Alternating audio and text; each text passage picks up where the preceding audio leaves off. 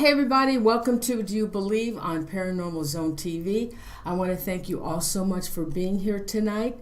And for those who may be new to the show, if you would please subscribe, I'd appreciate it. And please don't forget to give the show a like. Now tonight I have a returning guest, which I'm so excited to have Angela back. Her name is Angela, let me get this, Angela Thomas. And she is a professional psychic and a clairvoyant. She's noted over her 20-year plus practice for high accuracy and detail. She is a subject participant in an elite consciousness research study focusing on precognition and has gained an inviolable reputation for her psychic work in private sessions for individuals, business leaders, and celebrities. Her work has also included crime victim location and recovery, and she is a vocal advocate for related causes. So with that, let's bring Angela on, and we'll start with our first case. Hey Angela, thanks for returning on the show. Thank you for having me back. Hello everyone. I love it because this, this is my, oh no. Oh no. What?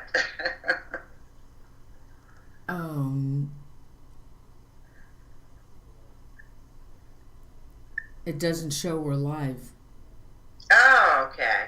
Oh, for Christ's sake. Oh, it was a delay. Thanks, guys. Sorry.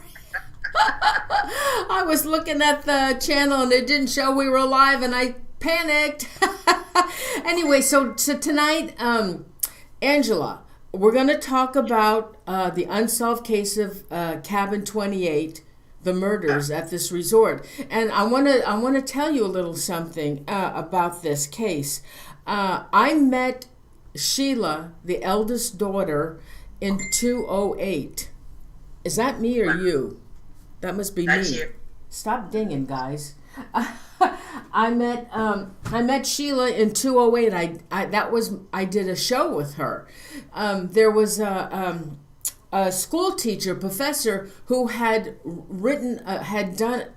created a documentary on YouTube on the Keddie Resort murders, and he was in touch with her through this whole process.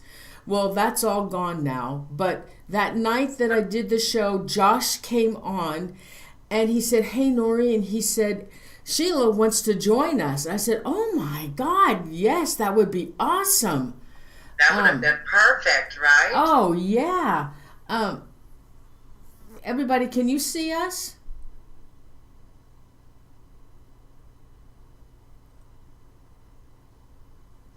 Okay, I guess they can. Okay. Okay. Good. Let's proceed. I don't know what's going on tonight.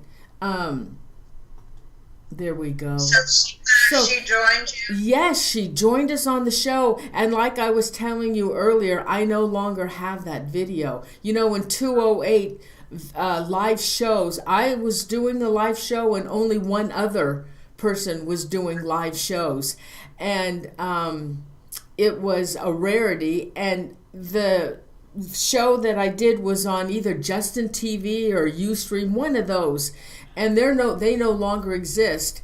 And I wasn't really tech savvy in those days, so I lost all my shows that I aired on the 3 channels was Ustream, Livestream, and Justin, and I lost all my shows because I didn't know how to save them, how to I didn't know anything, so I lost everything.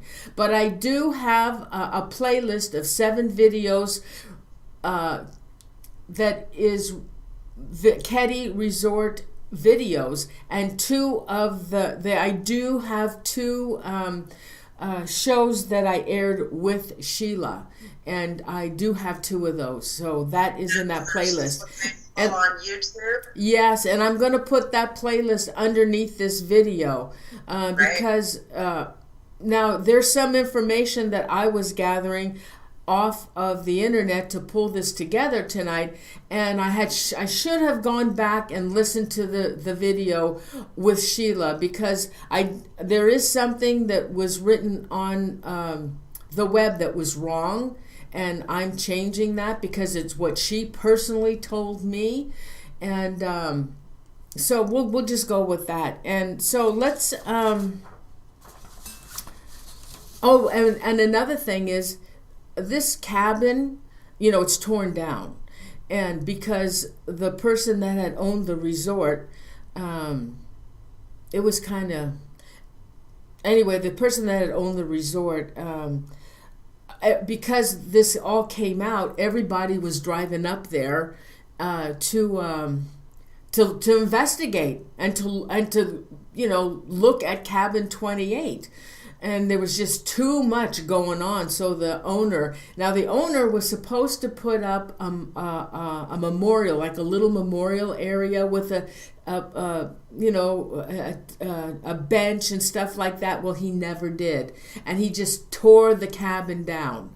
And so I went up to. They had a new owner, and when I went up there, because I met over the phone with Josh and Sheila, and she agreed to do another video with me, just talking with her and her husband and some of her cousins, and a psychic, my friend psychic, she came with me, Donna Raymond, and so we drove up there, and I met up with them, and the new owner wanted us to leave, but we didn't leave. We finished what we were doing. He walked away after telling us to leave, but we didn't leave. So I was able to get, I think, a half hour video out of it, and she told us some stuff. We went to Martin's cabin. His was 26, I believe. We went to that cabin, and Donna was doing some psychic stuff in that cabin, and I'm not going to tell you what she said. And I can only imagine. I would not want to have gone into that cabin. Oh, you know what? I didn't feel anything. Donna was getting a really bad feeling, and this Martin was he was kind of hysterical. And but I'm not going to say anything. Like I said, what she was picking up and what he said. Another thing is, what else?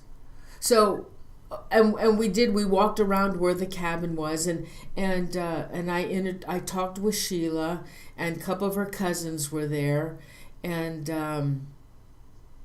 the psychic had picked up. Donna had picked up on camera. She said that the mother knew them. She knew who they were. And of course, we're going to get that info from you too. But and then Sheila. Okay. Now listen, this is really creepy, and I don't want to say it yet because I don't know what you've picked up. But I want to talk about this, but not now, because I'm going to wait for you, okay? Yes, all that's right. Fine. All that's right. fine. So, I mean, I can only get what I get, right? Because that's working retrocognitively. So as a psychic, I do because I'm a clairvoyant, I'm able to go into the past. But it works a little differently than, any kind of future predictions kind of thing. So I can only give you what I get. So okay. There we go. All right. So I'm going to read you a synopsis of this case. You can always go on the internet for the full blown and search all these websites to get the information. And some of this information, is copied from each website, but some of it is a little different and some of it's wrong. So let me read what I have here, okay? So this cabin is right next to Plumas National Park, okay? Okay, so Keddie Resort, the gruesome Keddie Murders. The horror happened at, here, hold on for a second. And guys, I want to tell you, it's really tough, but trying to read and doing pictures at the same time is a little tough, so just bear with me, okay? Okay. Okay, so the horror happened at Keddie Resort in Cabin 28 on April 11th, 1981. Sheila Sharp, 14, spent the night next door to her home in Cabin 28 with a friend for a sleepover. She came home to change clothes. What the 14-year-old girl discovered inside in the modest 4-room cabin instantly became one of those macabre scenes in modern American crime history and has become to be known as the gruesome Keddie Murders. Inside Cabin 28 were the bodies of her mother, Glenna Sue Sharp, 36, her teenage brother, John, 15, and his high school friend, Dana Wingate, 17. The three had been bound by medical and electrical tape and had either been viciously stabbed, strangled, or bludgeoned. Sheila's sister, 12-year-old Tina Sharp, was nowhere to be found. All right, hold on.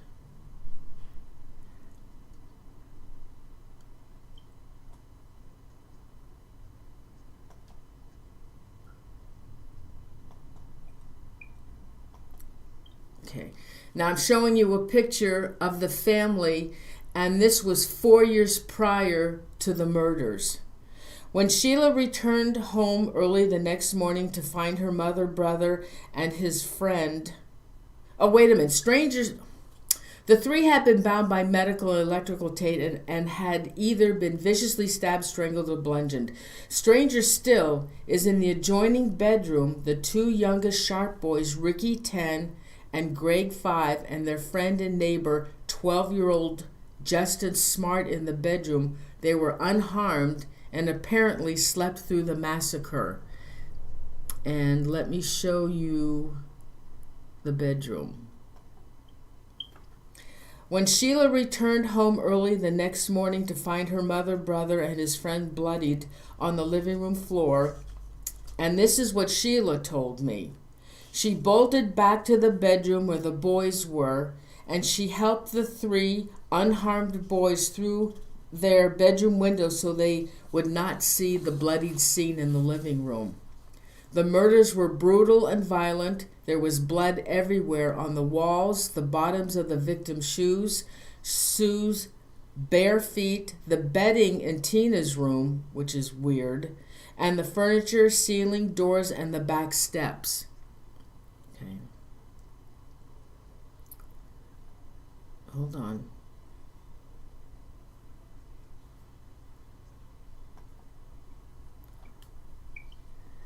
This is really tough. Hold on, I'm sorry. Okay. All the victims had suffered blunt force trauma by hammer or hammers. They also all sustained multiple stab wounds, slit throats, strangulation, bound with medical tape. A bent steak knife was on the floor. A butcher knife, a claw hammer, both also bloodied, were side by side on a small wooden table near the entry into the kitchen. Okay, hold on. Kitchen.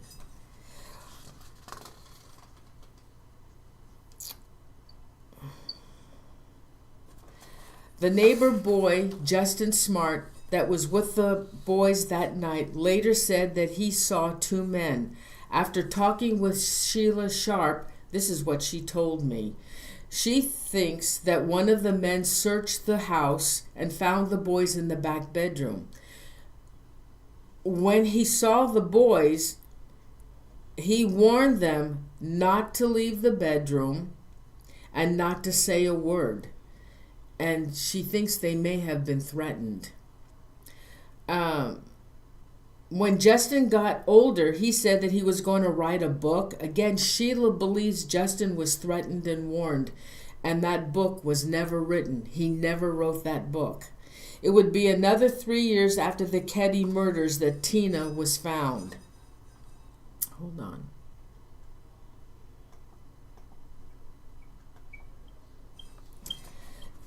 A man discovered a human skull in the adjoining Butte County, about 30 miles from Keddie in the Plumas County. Near Tina's remains, detectives also found a child's blanket, a blue nylon jacket, a pair of jeans with a missing back pocket, and an empty surgical tape dispenser. Sheila said that the suspects, both Martin Smart and Bo Bodie, are now deceased. They were told by the sheriff to get out of town.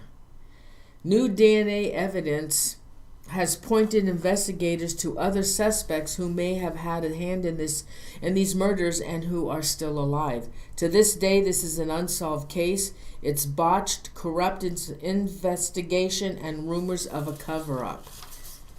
So you want to talk about it? Yes, I'd like to talk about it. I'm surprised. I did not get that there were multiple murderers beyond two. And I'm glad that you mentioned that, because I'll definitely go back in and see what I could.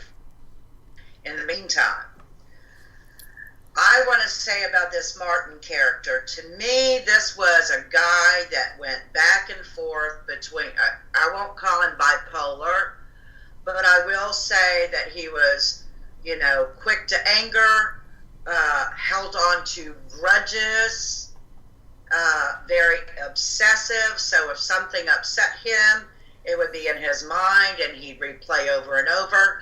Just like if you and I, for example, might have had a disagreement with someone, and then later on we're still thinking about that disagreement and we say to ourselves, I should have said this, right?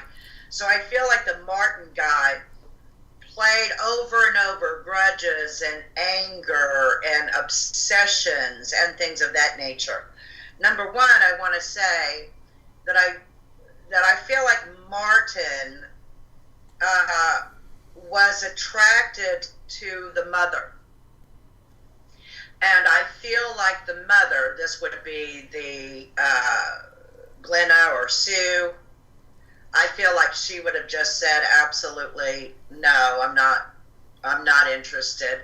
I know that Martin was a married man. Whether he was still with his wife or separate, that's still at question. But I don't feel like Martin would have gotten along very well with his wife. And so whatever anger he had towards her, he would obsess as well. I think that there was some sort of, I'm going to call intervention or intervening on the teenage boy's part. So this would have been John. And I feel like John would have said, you need to stay away from my mother, or why are you bothering her again, or what are you doing around here? And so I feel like there was some sort of, I guess for lack of a better word, animosity, John being, I guess, the protector, the boy in the family, protector of the family, and this Martin character. So I feel, though, that Martin, you mentioned this Bo guy. Mm-hmm. I do feel very much that the Bo guy was involved in the murders, and that Martin and Bo did indeed conspire. Now, I don't feel like Bo was ever, I really don't feel that Bo knew Sue and all of the kids very well. If so, it would have been a high and a bye.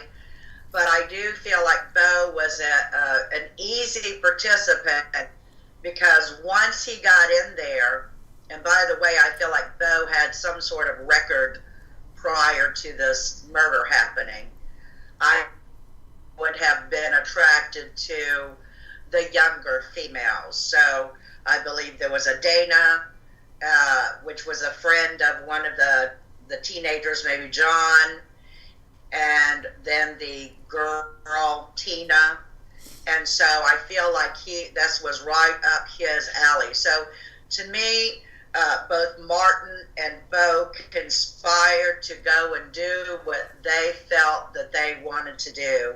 And one of that, I'm going to say, was some sort of revenge against the teenage boy.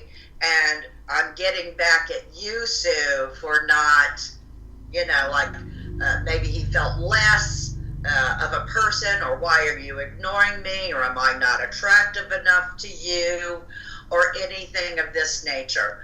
So I feel like he had a lot of anger built up.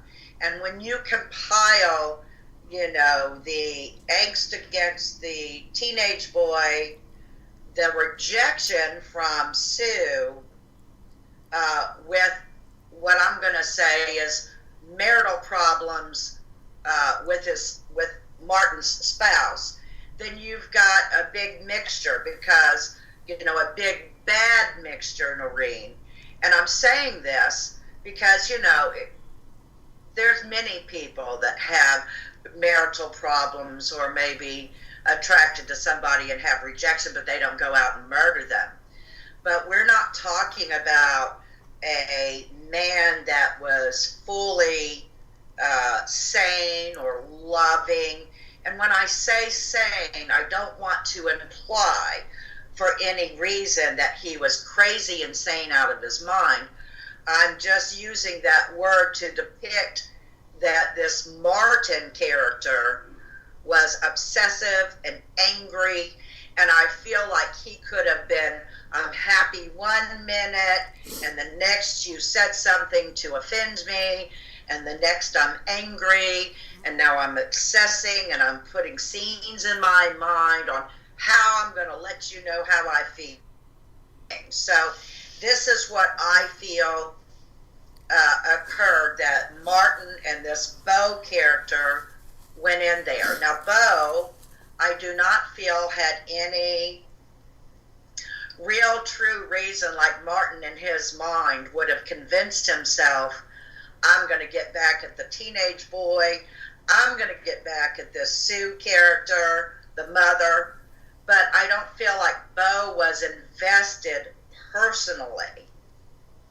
And so I feel like he went along, and that was, crime and those kind of things was just part of Beau's makeup. But I feel like he was easily led into there and willing to go in there and do the murders. And that's the way that I see,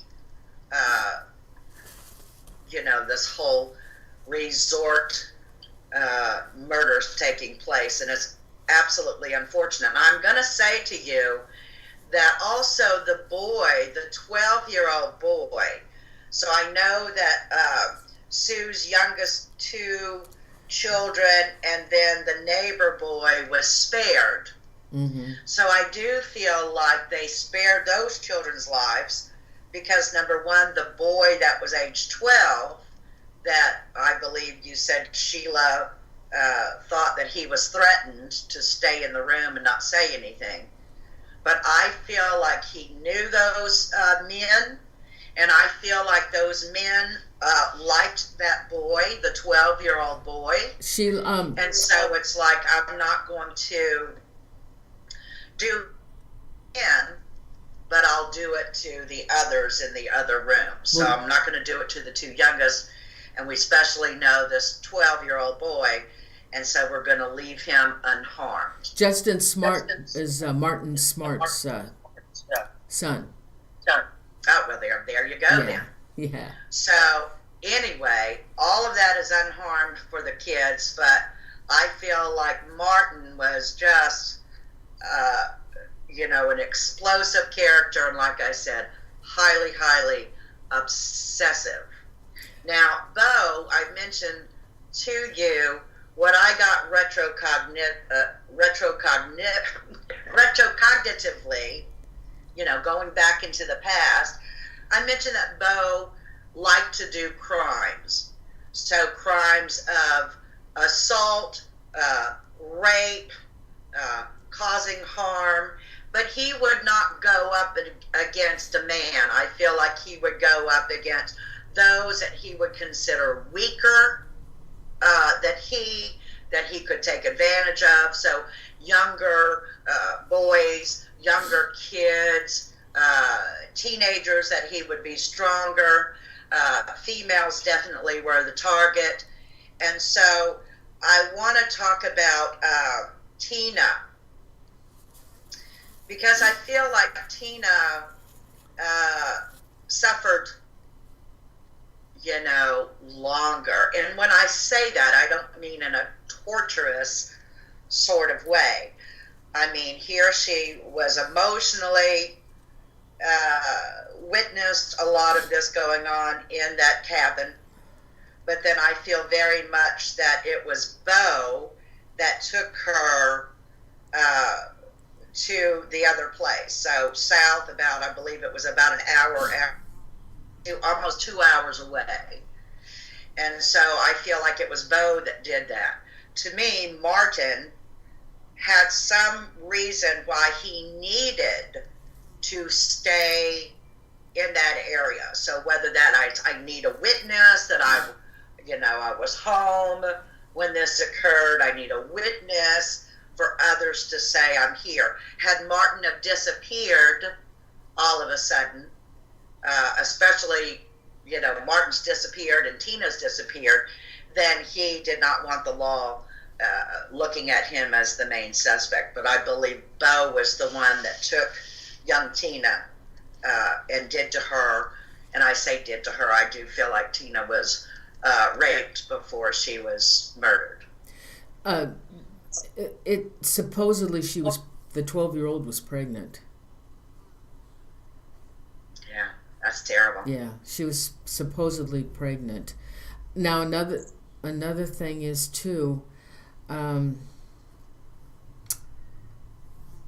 it's now I don't want to talk about this. Okay, so now there is a description. They had a description of two guys that they put out as the possible suspects, but I don't know where they came up with those, and it couldn't have been from Justin, because he wasn't gonna. If he did give them, he was going to give the wrong description, because if it was his father, Martin, he's not going to certainly describe his father. But anyway, it's said that those descriptions had nothing to do with the suspects. And another thing is they think there was more than just two, that there was a lookout outside the cabin. Now, can I say something? Absolutely. Which is really strange. Okay, I had another friend. She had some psychic gifts, and one day I was talking with her, and we have this on video, and the thing is, she said, Norene, there was another fella, and he was standing outside the door because he lived there, and I think he's the one that she finally. I'm pretty sure he was the one that she finally married, and she got pregnant by him. And I don't know if she was pregnant before she married him, but they weren't married when she was pregnant, and then they got married. And he lived there, and she used to go see him, and I think that's who she was at. That's the cabin she was at. Could have been his cabin with the family. This psychic said that, Norene, I see a fella in a lumberjacket type print jacket, and his name starts with R. Richard? Yeah. No, Robert. No. It was Richard. And when I met up with Sheila in I can't remember what year it was. It might have been 209 or 210. When I met up with them at Quincy, up at the cabin 28, you know who she had with her? Her husband. He was the one that lived in there, with them in the cabin, not in her cabin, but they had a cabin there, and his name was Richard. And oh my God, I almost freaked out. He had that jacket that Nancy described. So I'm a bit confused now. Richard was supposed to be whose guy? Who's Okay, Richard lived in one of those cabins with his family, and he's the one that got Sheila pregnant. Sheila eventually married him, and his name was Richard. Trying to figure out, wait a minute, who's who? So, yeah, I didn't get that, that there was a third person inside that cabin. No, he wasn't inside. He was outside. I only say that two men did the murders. Oh, no, yeah, no. Richard didn't do the murders, but supposedly he was standing outside of the cabin as a lookout. And his name was Richard, and I'm telling you, when he showed up, I almost freaked out. He had the jacket exactly, or the shirt that she described. That's fabulous. I mean, it's fabulous that she described it, the clothing, and then you later saw Richard with that same type of clothing. And with the name Richard, with the R. She said it was Richard. Anyway, so I just thought, oh my God, that was such a coincidence. Well, they're divorced now. She divorced him. And she won't... I would say that would, if Sheila, and of course, you're the only one that's spoken to Sheila, but if Sheila even suspected that Richard was out while her family was being murdered, I would say that it would be very difficult to stay married to somebody that would have been part of that whole, situation. So she didn't know. She didn't have a clue. The Richard hated. Oh God! In my video, I interviewed Richard, and I'm not sure if it was the husband because the mother and the husband got a divorce, but there was somebody that said to Richard, you know what?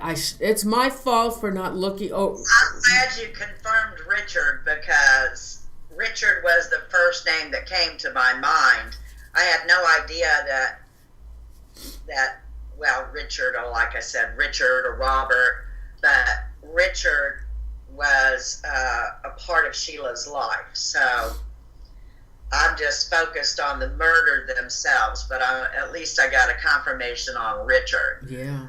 So just what a horrible, evil act upon such a lovely family, So. Oh, and the thing is, the cabins, the cabins weren't close to one another.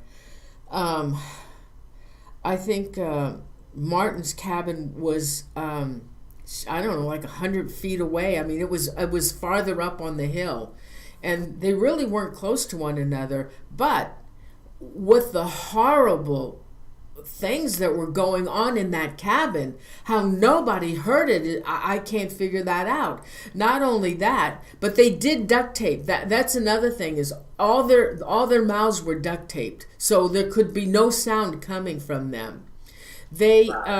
Sheila said that it was horrible, Norene. She said it was horrible. She said it was so brutal. She said there were knife marks and axe marks or hammers on the wall.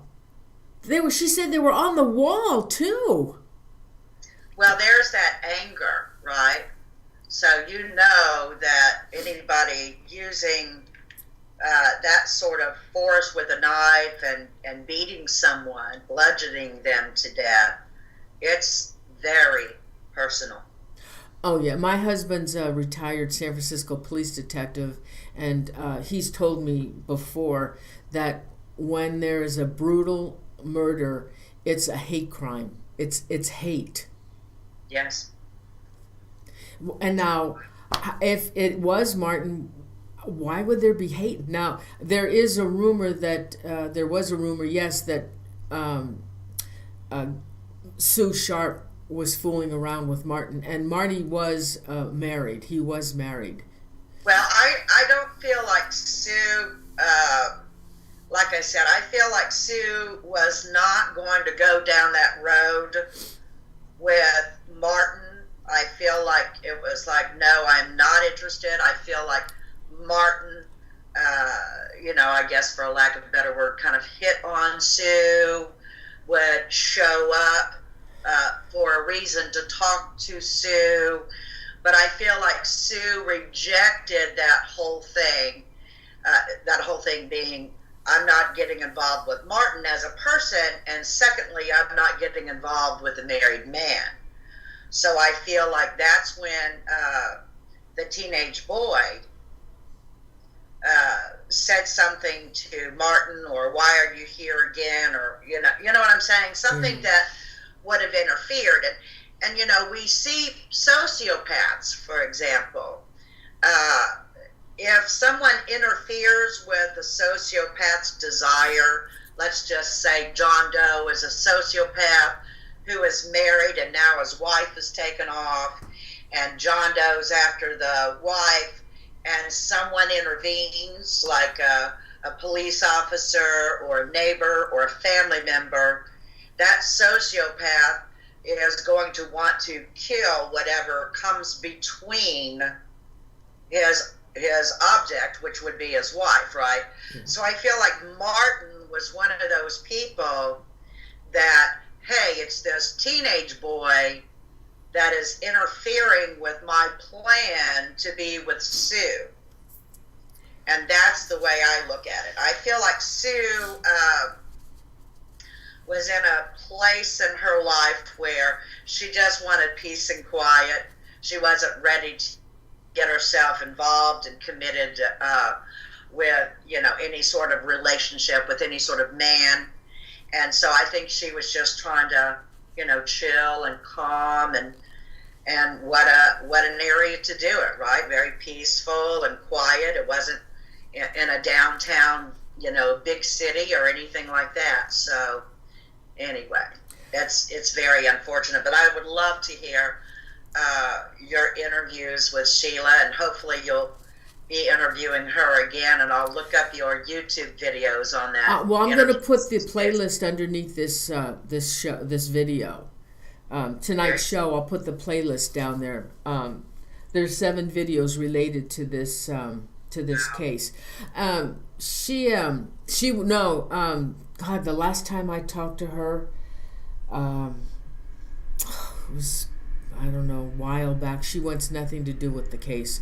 She won't talk to anybody. She won't do interviews. She washes her hands of this whole thing. Yes. She's disgusted. Who are you referring? Who is the she? What's her name? Oh, Sheila. Sheila, the daughter. Oh, I see. Yeah, okay, Sheila wants nothing to do with it. She's just disgusted. It was a whole cover-up. She said, Norene, it's a whole cover-up. The sheriff, everybody. It's like they didn't like the family or something, and they didn't care. They really didn't care. Well, do you feel like the law enforcement side of it was to say that, we really did not do the appropriate investigation? We lacked, we know that we weren't professionals, etc. Like, I'm covering up my own tracks. I'm covering up for maybe somebody I knew, like maybe they knew this Martin, and, okay, that's my buddy, but number one, I didn't do my job correctly, so therefore I'm not going to go forward. No, they didn't care. They didn't care. No, I don't blame Sheila, because you can only imagine the trauma of a young girl finding that sort of scene, especially her own loved ones, and then on top of that, having to live her life doing interviews or, writing an account of it. And so it's like, I can't get rid of the murders and move on. I can't, cut that loose. It keeps on appearing again and again. So I think it would be very tough for Sheila to move forward in a positive way. So unless she says, I'm going to talk about this one last time, and that's going to be it. Yeah, that was years ago. The last time I talked to her, that was it. And that sheriff is retired. There is one detective, I think, that is still that cares. I think he was new to that team or force or that office or whatever, but nobody else cared. Nobody else cared, and they still don't have anything, and they're never going to get anything. Besides, Bo and Martin are dead. They died a while back, so the cabin's gone. I don't know what happened to if they did any DNA stuff. I mean, it's nothing. I mean, it's just a corrupt investigation on behalf of that family. And it's unfortunate. It really, really is. It's just too bad because obviously the sheriff. I mean, it's a little town. You know, they all know one another. He probably was his drinking buddy or something. And like I said, because I really don't believe they cared about the Sharp family. They really didn't care. So, they were going to protect their friends over the Sharp family. Sure. That happens every day, doesn't it? Oh, yeah. So, I mean, I really feel bad for Sheila, and I hope she's found peace. I just don't know. I don't talk to her anymore. She remarried, and I forgot her name, and I just don't want to bother her. I really don't. Right. I'm sure it's very difficult. So. Okay. Well, okay. All right. So, hey, Angela, will you tell the viewers why we're only doing 2 cases? Yeah. When I work retrocognitively, again, the ability to go into the past, I really have to go through a longer process, especially when it involves, an unsolved case or a murder case or kidnapping, whatever the case may be. And so that takes me a lot longer to go through the psychic process in the past to do it. So I certainly did not have time to do 5 retrocognitive cases. So I wanted to make sure that I was able to communicate with you all on the 2 cases that I've actually gone through psychically in the past. So that's why. Okay, so the other one that that Angela agreed to do is this is a vintage gruesome murder. This is in Germany. They call it the Kaifek Murders because that was the town that they were in, but it's the Gruber family. And this is I've learned about this case a couple of years ago, and it just took me back when I saw it. I couldn't believe it. So, and there's not a lot of pictures, because I mean this was in 1922 in Germany. So, all right, so this is the case that we're going to do next, and bear with me, guys. Okay, all right, so this is the Unsolved Gruesome Kaifek Murders. On March 31st, an unknown persons lured each of the 6 members of the Gruber family to their deaths.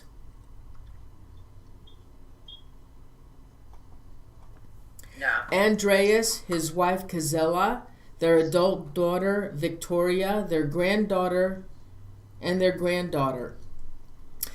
They were all lured to the barn and slaughtered inside with a pickaxe.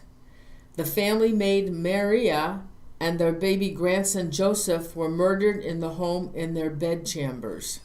Okay, hold on. Let me show you the bed chamber.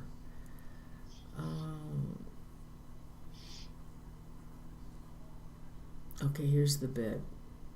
Okay, they were murdered in the bed.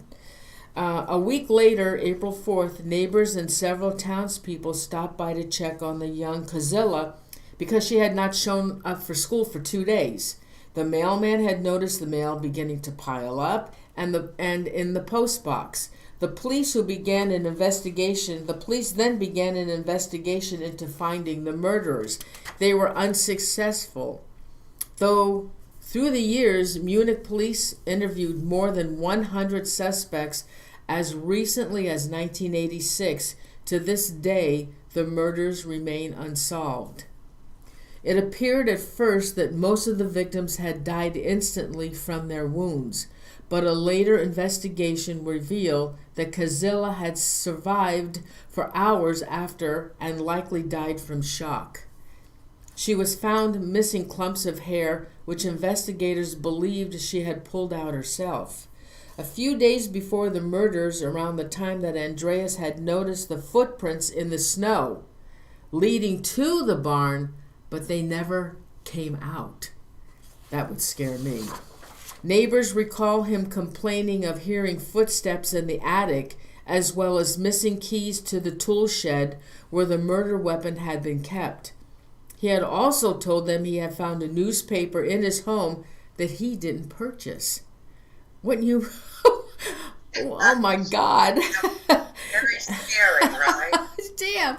The investigation also revealed that the maid who had preceded Maria had quit 6 months before the murders because she was hearing voices and believed the house to be haunted. Police later decided that the voices, the newspaper, and the footprints could only mean that the murderer actually had been living in the home with the Grubers for more than 6 months before killing them. After the investigation had been closed, the bodies of the Grubers were sent to autopsies. I have 2 murder scenes if you guys want to see them here.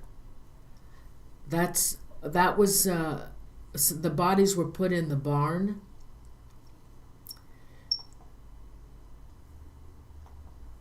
And there's the other one.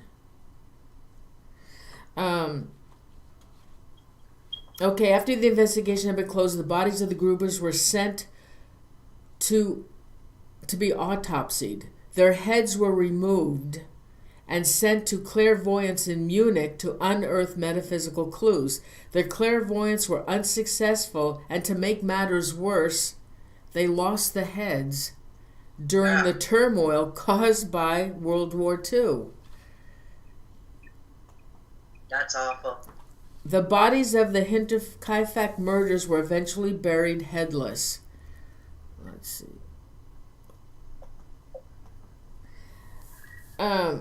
The farmstead was ultimately destroyed after all evidence could be taken from it. Though theories still float around about who the murderer actually was, any investigations done recently have been kept secret, out of respect for the still living descendants. As far as the public is concerned, the Kaifak murders remain unsolved. So tell us. Okay. I believe that everything that occurred in these murders were due to Andreas's and his wife's adult daughter, Victoria. I think that the cause, and I'm not saying she did the murders, I'm saying that the reason for the strange person that was in their house and so on was really because of Victoria, the adult daughter with the 2 children. Number one, I have to say that Victoria had 2 serious relationships in her short lifetime. And so whether she married her oldest child's father or not, it really doesn't matter. I know that broke off, and there would be another man later on that would sire her second child. So regardless, there were 2 men involved in Victoria's life. I feel like the first man that Victoria was involved with, again, whether he was the father of the oldest child or not, had been to that farm. He knew the farm. He knew the parents, etc., etc. And so that would be why he could go into an attic or or knows, knew where the keys were, and these sort of things. And so I feel like when Victoria and the first man in her life split up, it wasn't over for him. And so I feel like he would return back to that farm. He wanted to keep an eye on Victoria and see what she was doing, and you understand. So it wouldn't be like, hi, let me visit you. It's like, no, I'm going to make sure you've got another man in your life now. I'm going to be the one. And so I feel like he, started to live in the house and hang out in the barn and all of this kind of thing because of Victoria. He wanted to keep an eye on the woman that he loved and who eventually left his life. I mentioned a second man because I do not feel that the second man was involved in the murders. So when I talk about the second man, whether that was a husbandly figure or somebody that she started to see, I can't tell you that. I just know that I do not feel that the second man was in any way, shape, or form part of the Gruber family murders. It was the first man that was. And so I feel like he was very angry, especially at Victoria's, parents for allowing a second man to enter Victoria's life. And so I feel like Victoria's parents knew the second man, had been introduced to the second man, was around the second man, and, basically welcomed him into their lives because of their daughter. But the first man was like, oh no, you're accepting that man. And he was just angry. And, anybody that's going to be a murderer, a gruesome murderer, because that was all planned out, right? They're not in their right mind. They're not insane, but they're not in their right mind. And so I feel like that is that these poor people were murdered. And I feel like Victoria, was that was the whole reason behind everything. Sure, huh? Could one of these men have been like a preacher? I did not pick up on anybody being a preacher. Not to say that they weren't, but you understand what I'm saying. I feel like that, whether they're a preacher or not. I can say that the first man feels like he would have been able to travel around more.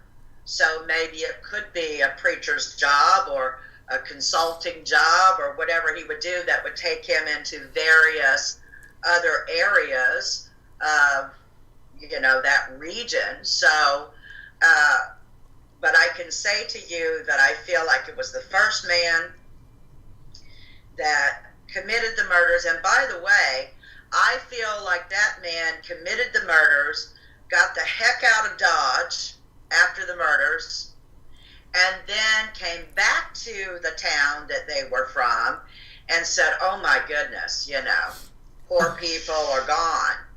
But I feel like this first man also kind of let what I would say the cat out of the bag. So I feel like he would have mentioned in conversation about the murders of those poor people on that farm and kind of said that before they were discovered or shortly after they were discovered.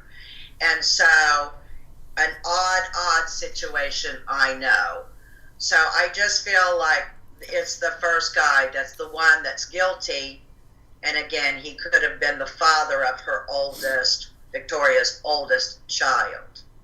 So then there is a possibility that the police do know who this person's might be, but it sounds like they're not going to talk about it because their family members may be still alive. So this case will never be solved. Well, the first man, and since you were mentioning that the police don't want, to bring up the story or investigate it further, or at least let it be known. Right. Back for the descendants, that tells me that the first man must have been the father of the oldest child, and really anybody that, would have been involved, with that family or related to that family. I can see why, but in this day and age, I don't think, it's been a long time, so it wouldn't be as though, it would personally strike and humiliate or cause something to happen to those descendants, because those descendants would be old enough now. You understand what I'm saying? Yeah. So I'm sure that they'll, once at least one of those descendants, whoever they're really concerned about, leaves this world into the next world, then they'll probably release their notes or maybe even write a book about it. Interesting. Yeah, there wasn't too much on it, especially coming from Germany, released here in the United States for us and for any of the writers and stuff to get that information. But it was a gruesome murder, and why would they kill a baby? Why would they axe a baby to death? Well, because that baby was the child of the second man. You mean it's Victoria's baby? Victoria's baby. Wait a minute. It's not the mother's baby? No. The two youngest children were Victoria's, not the mother's. Not Victoria's mom. Do you understand what I'm saying? So Victoria is an adult woman with two children living with her parents on the farm. Oh, okay. So man number one, I believe, of course I can't prove, was the father of her oldest, Victoria, the adult daughter's oldest child, was the first man who fathered her baby. Oh, okay. The second man would have been the one that fathered her second baby. And so why would the first man kill the baby? Because, in society, even in the animal kingdom, right? The male will go out and kill, like a male lion, for example. If he rushes into a pride of lions, and he's going to kill all of the cubs, lion cubs, that were sired by another lion, and then he's going to mate with those lions and have his own cubs. And so, I'm using that as a example, but I feel like the first man in Victoria's life resented the fact that she had another man in her life and that she had a baby with that new man, and resented the fact that the parents would allow her and be chummy and welcome Victoria's second man into their family. Wow. And so that to me is the reason. I don't feel like it was out of, I want to steal from them or anything of that nature. I feel like I'm familiar with the house. I'm going to hide in the house. I'm going to go into the barn. I know where they keep everything because I was with it in Victoria at one time. I'm familiar with this farm. I know where everything is. But I'm going to be here and make sure I know everything that Victoria is doing. And at the same time, knowing that Victoria's got a new man, and here the husband and the wife are welcoming the second man. This guy had to have been out of his mind and angry with Victoria and the family, but especially Victoria.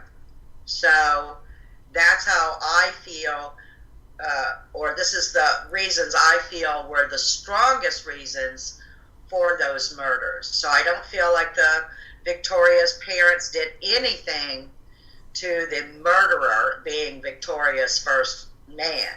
I don't feel like they did anything against him. I just feel like they went along with Victoria, now an adult, living at home with her parents with the 2 kids. I feel like the parents were supportive of their adult daughter, whatever she needed to do, right? Either stay with the first man or not, but you're welcome home with your kids. And so, anyway, that's the reasons behind this murder. And to me, it's a very senseless murder. Wow. And when we go back to 1922, worldwide, especially, when we talk about Germany and Bavaria and all of this area, women did not have rights. And so in 1922, men got away with abusing their women in their life, especially their wives.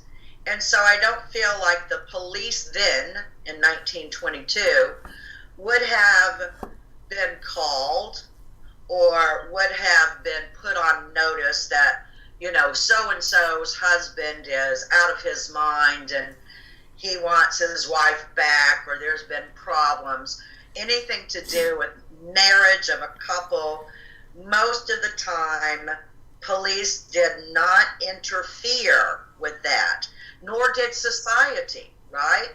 If we think back in 1922, society was not going to get involved in people's personal business about a marriage, and they certainly were pry into a family business. And so I had parents from that, born in the 20s, and so I remember very much having those conversations and talking about cultural differences then and now. And so anyway, I don't feel like Victoria could have ever gone to any sort of police if she had problems, and obviously she did, with the first man in her life. I don't feel like she would have been helped, and I don't feel like the police would have kept an eye out on that farm. As far as they were concerned, they were concerned, everything was just normal. Well, these were poor peasant family farmers, Right. Wow. Well, that's very interesting. I've always wanted to know about this case. Well, it would make a very interesting book, wouldn't it? It really would. At least I'm a writer, so this would be a story that I would love to write. Well, simply yeah. Because it's so intriguing. You should write a book on these unsolved murders and Lord, what. Never. Well, but the really good ones, that are really interesting and creepy and bizarre, and then the story and what your take is on it. Because I would love to read something like that. I love to know what a psychic picks up on these cases. Yeah, I have a book that I'm trying to finish up the editing on called This Psychic Life. And it's not about the cases, that I've worked on. It's about, personal stories as a psychic. But I have spoken recently to friends about writing a book about another murder case that went unsolved, and it happened several years ago. So that case has always stuck with me. And I thought that would make a tremendous story to write about. So. Oh, yeah. That would be an interesting book. I don't know if anybody's ever written anything like that. That would be awesome. I'm sure not as a psychic, from the psychic side. No. But then you would have readers that would say, wait a minute, this is a psychic's perception, or this is psychic information. Where's the physical evidence? Or, if it's unresolved, then a lot of people would question whether it was legitimate or not. But, whether it's fact or fiction, I think that the stories themselves, especially the Gruber family story, I feel would make a striking story, an interesting thing from all the different things that I have received from it. So, do you ever check out any of these unsolved cases that you don't really think about psychically yet, but think about, oh, that would be a fabulous case to check into? Is there any of those cases? no, I don't, because here in the last, I would say the last year, year and a half, I've gotten more requests to do retrocognitive, in other words, past cases, cold murder cases, or cases of people that have been missing for a long time and have not been found. Prior to that, I had worked on cases predominantly tracking missing children that had been kidnapped by strangers. So I would track the missing child, and then I would turn around and track the criminal that kidnapped that child. But I have done missing person adult cases. But I don't sit around and think about, wow, that case would be interesting to look into or to write about, simply because I've got all of the other cases that I do. Plus I do psychic readings on top of that. And I do teach remote viewing and how to track missing persons. And I teach psychic development courses. So I don't really sit around and think about them. Although there are times that there have been past cases that there's just been a little bit of memory, in my conscious awareness, that I go, wow, I think about that, and that would make an interesting story to write. But not all criminal cases are worthy of writing about. Not that the victims aren't valued, but the fact that, it would just be, it's so senseless that you go, I don't even want to read about it, But there are cases out there, I've got to say, that I have been aware of, that some of them I have never worked on, but I have heard of, and I go, that's the story to write, or that's the book to write. And then there's cases that are very convoluted.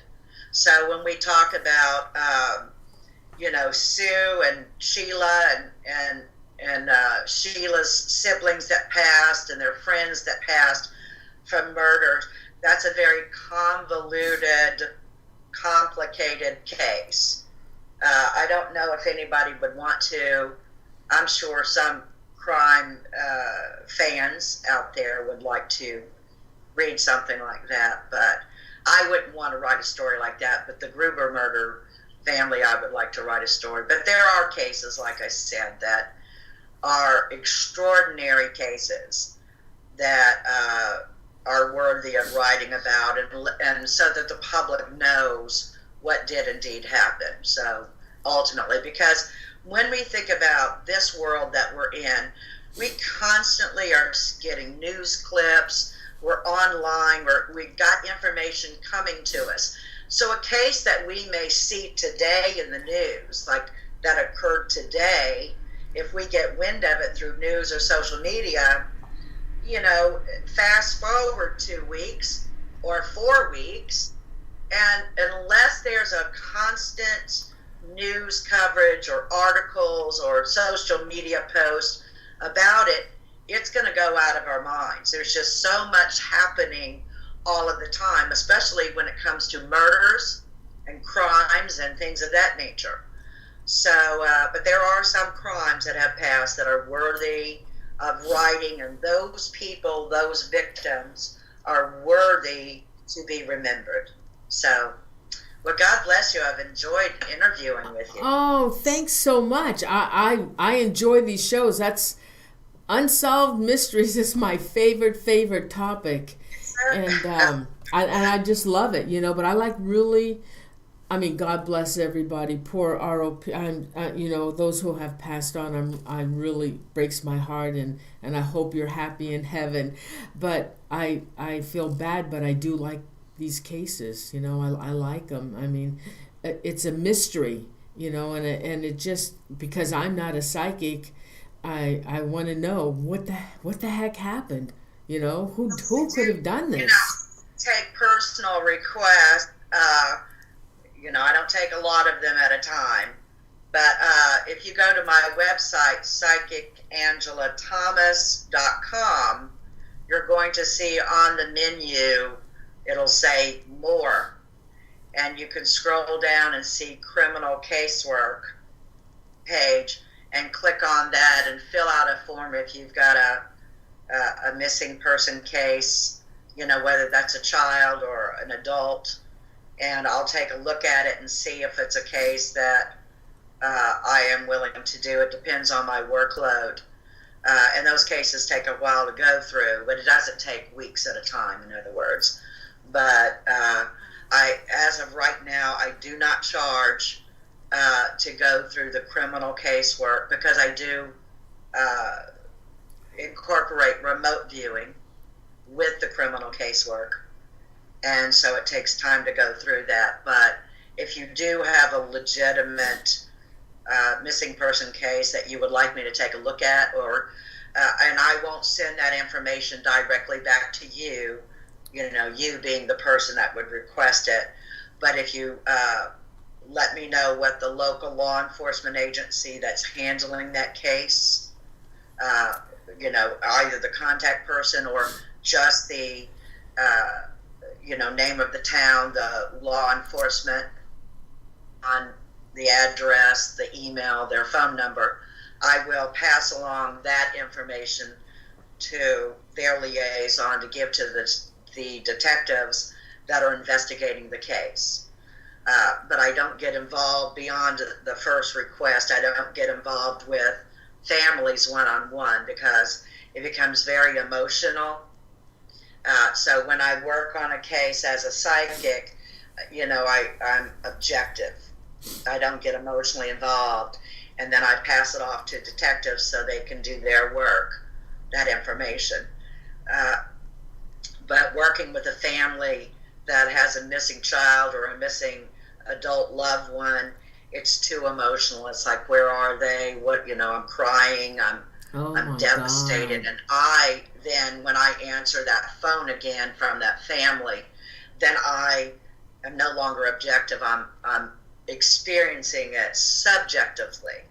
So when they're calling me for a follow-up, and I'm not in my psychic mode, then I'm feeling the loss of that child, or I'm feeling the loss of a missing adult person. So I just rather do my work, hand it over to detectives, and let those detectives resolve the case. Wow. So, wow. Well, it's been wonderful. Oh, well, I hope you come back next year. We'll do some more cases. Sounds great. Sounds great. I'll have to pick up the other 3 that I didn't do. Well, yeah, I'm really anxious to do those. So, well, we'll do our show. So I'm winding down. Holidays are coming up, and so hey, and happy holidays to you, huh? And Halloween is coming up. Yay, Halloween! Favorite time of the year. Thanks so much, Angela. Thank you very much, and we'll be in touch. And next year we'll do another show. Okay? Right. Thank you. Right. Good night. Thanks. Wow. Yeah, we'll get to those other cases. I really want to do the Yuba City 5. I need to know what happened to those boys. And I want to do, there was a family that just in August, there's the most bizarre case. They can't figure out what happened. And it was in Sierra National Park. And I'm going to hold that because I want to do a show on that. My allergies are terrible today, just terrible.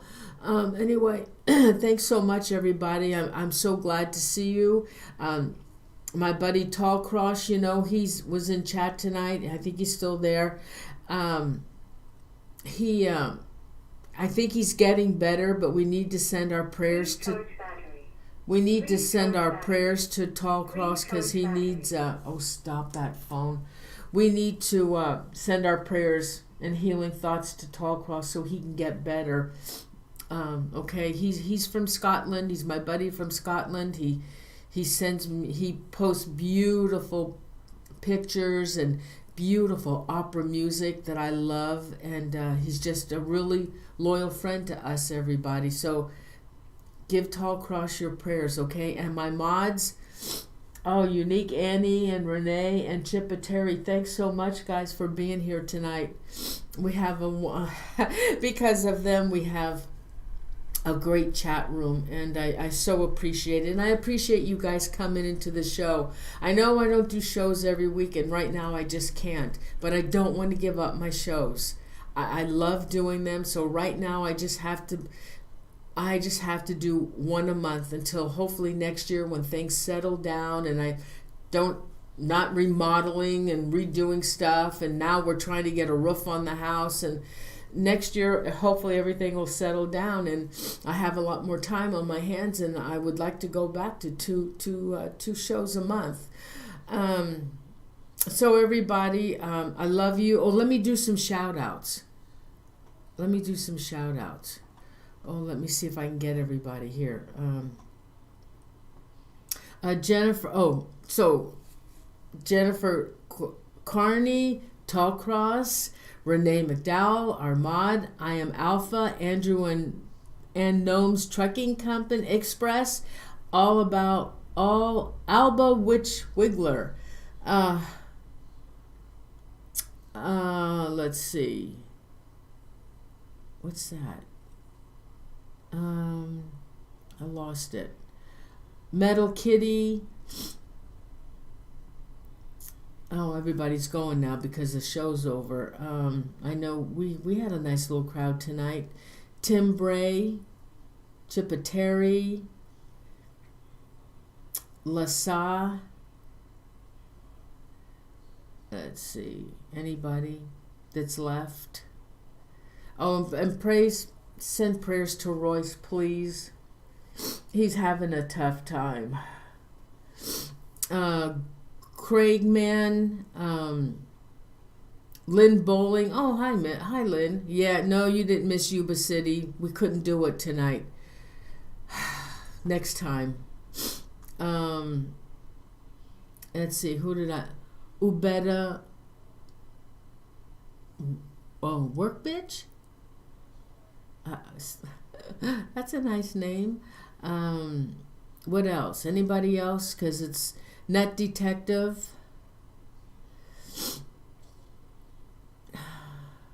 Anybody? Oh, Tammy Heitzman. Hi, honey. Let's see. I got messages. What's going on here? Hold on. Oh, Tammy, thanks, Tammy. Thank you so much for the super chat money. Thank you very much. Beat 3 Airspace. Let's see. Anybody else? Smudgy. Let's see. Oh, Robert Hanna. That's right. Robert Hanna was in.